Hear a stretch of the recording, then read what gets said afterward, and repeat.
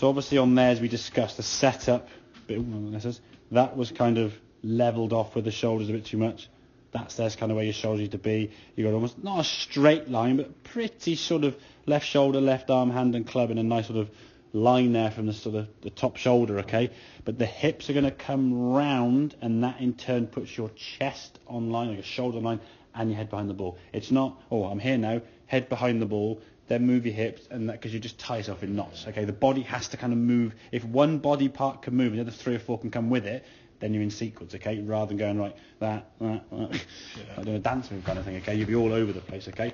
Once you've kind of got yourself behind the ball now with your head, okay?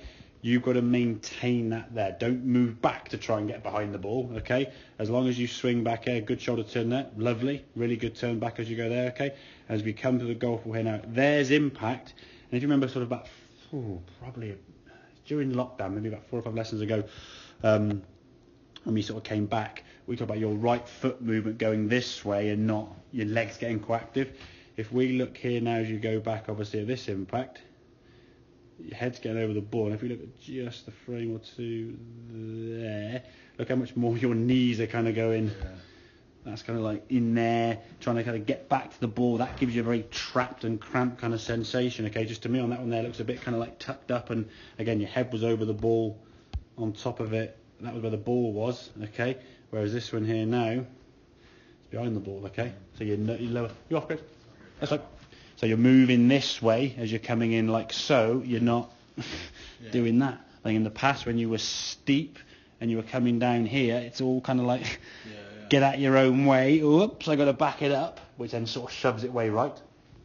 Or if you backed up earlier, dropped on the inside. This is great, but now I'm going to be, I got to recover this now. Flip hook.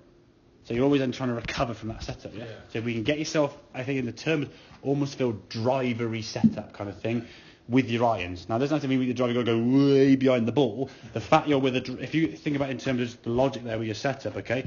So if that's your kind of shoulders there, there's your driver setup, okay? Red line is your 7-iron there. Green line's your driver. I thought it was changing.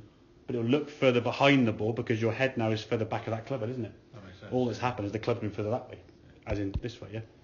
So the club being further forward, it's further behind the ball. But you're not going way and being miles behind. You're just here going there. If the ball is kind of just left of centre, my head's just behind the ball. If the ball goes further to my left foot, now my head's further behind the ball.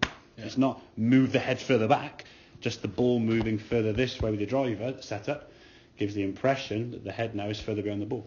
But the general kind of position here remains the same.